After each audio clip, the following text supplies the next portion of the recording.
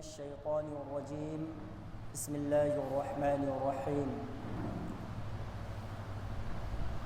نحن نقص عليك نبأهم بالحق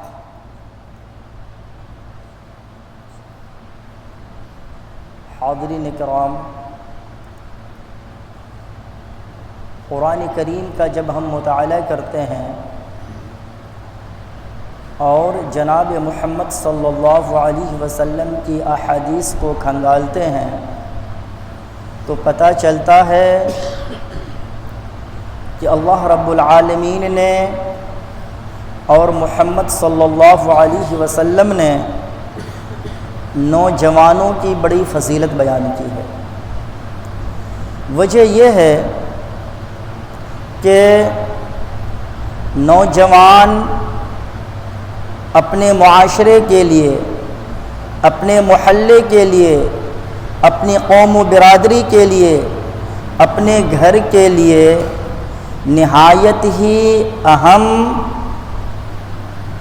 مقام رکھتے ہیں۔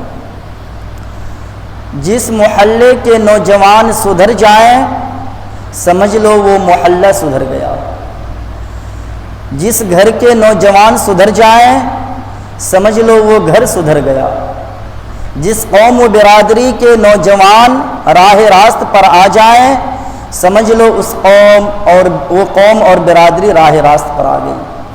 اس لیے نوجوانوں کا بہت بڑا مقام ہے۔ اللہ رب العالمین نے قرآن کریم کے اندر سورہ کہف میں ان نوجوانوں کا واقعہ ذکر کیا ہے جنہوں نے توحید کا اقرار کیا تھا۔ ان کی تعداد 9 یا 9 سے بھی کم تھی، اور انہوں نے جب توحید کا اقرار کیا تو برملا انہوں نے کہہ دیا کہ توحید کا اقرار کر لینے کے بعد اب ہم اگر اپنی قوم اور برادری کے دباؤ میں آ کر توحید سے منحرف ہو گئے تو یقیناً ہم گھاٹا اور نقصان اٹھانے والوں میں سے ہو جائیں گے۔ بالآخر انہوں نے اپنے ایمان کو بچانے کے لیے ایک غار کے اندر پناہ لے لی، اور وہاں جانے کے بعد انہوں نے اللہ رب العالمین سے دعا کی، ربنا آتینا من لدنک رحمہ وہیئ لنا من امرنا رشدا، کہ اے ہمارے پروردگار تو ہمیں اپنی طرف سے رحمت عطا فرما اور ہمارے لیے ہمارے کام میں بہترین رہبری عطا فرما۔ کہنے کا مطلب یہ ہے کہ اگر آج بھی کوئی نوجوان توحید کے پیغام کو سویکار کرتا ہے تو اس کے اوپر یہ لازمی اور ضروری ہو جاتا ہے کہ وہ کسی بھی صورت میں توحید کو ضائع نہ ہونے دیں اور توحید کے پیغام کو رائیگاں اور برباد نہ جانے دیں۔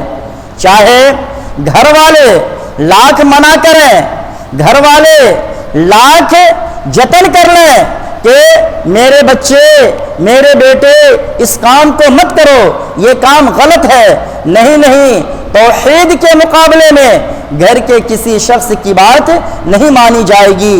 اور نوجوانوں کو عبرت حاصل کرنا ہے اصحاب کہف کہ ان نوجوانوں سے جنہوں نے غار کے اندر جا کر پناہ لی، اور غار کے اندر پناہ لینے کا مقصد یہ تھا کہ کہیں توحید کا پیغام ان کے ہاتھ سے ضائع نہ ہو جائے۔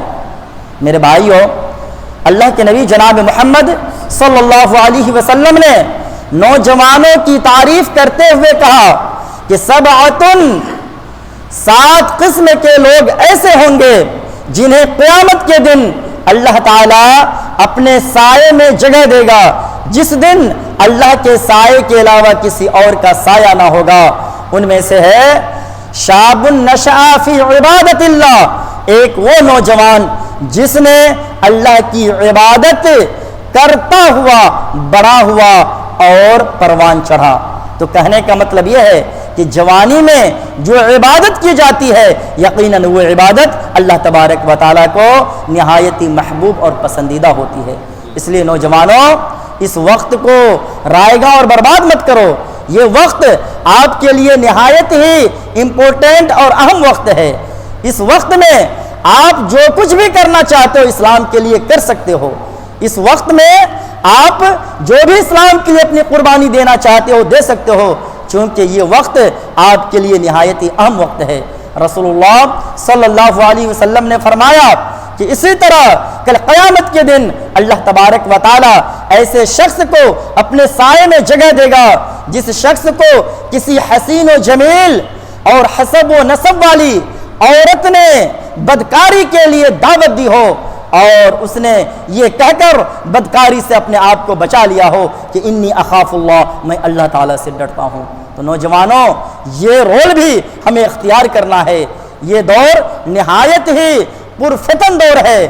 اس دور میں ہمارے ایمان پر ڈاکے ڈالے جا رہے ہیں۔ ایسی صورت میں نوجوانوں، ہمیں اپنے آپ کی حفاظت کرنا نہایت لازمی اور ضروری ہے۔ اور حضرت یوسف علیہ السلام کی زندگی کو یاد کرنی ہے کہ جب حضرت یوسف علیہ السلام کو زلیخا نامی عورت نے بدکاری کے لیے آمادہ کیا تھا تو اس وقت انہوں نے یہ کہتے ہوئے بدکاری سے اپنے آپ کو پیچھے چھڑا لیا تھا کہ میں اپنے اس مالک کی عورت کے ساتھ غلط کام نہیں کر سکتا جس نے مجھے نہایت لاڈ و پیار کے ساتھ پالا ہے۔ تو میرے بھائیو، اللہ رب العالمین جو غلط کام کرنے سے روکنے اور رکنے کا حکم دیا ہے، ظاہر سی بات ہے اس اللہ کے پیغام کو ہم کیسے ٹھکرا سکتے؟ کسی بھی صورت میں ہمیں اس اللہ کے پیغام کو نہیں ٹھکرانا چاہیے۔ تو نوجوانوں، آپ لوگوں سے خصوصاً اپیل ہے کہ آپ اپنے وقت کی اہمیت کو سمجھیں، آپ اپنے آپ کو سمجھیں کہ آپ کیا ہیں اور آپ کو اسلام کتنا زیادہ اپنی طرف بلا رہا ہے اور کہہ رہا ہے کہ آپ کو کہ اسلام کو کتنی ضرورت ہے، اور آپ اگر اسلام کے اندر پورے طور پر داخل ہو گئے تو پھر کس طرح معاشرے کا اور محلے کا رنگ بدل سکتا ہے اور ماحول کے اندر ایک بہترین تبدیلی آ سکتی ہے۔ رب العالمین سے دعا ہے کہ وہ ہم نوجوانوں کو سوچ سمجھ کر قدم رکھنے کی توفیق عنایت کرے۔ آمین۔